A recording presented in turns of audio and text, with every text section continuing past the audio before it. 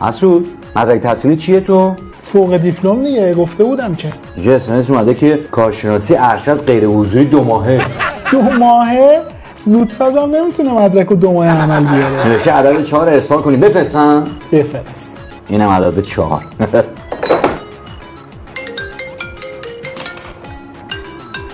جانم. بله خودم هستم. جان دانشجو شدم. همین اولا 3 میلیون شهریه بریزم. برو بابا خدا روزی جای دیگه حواله کنه.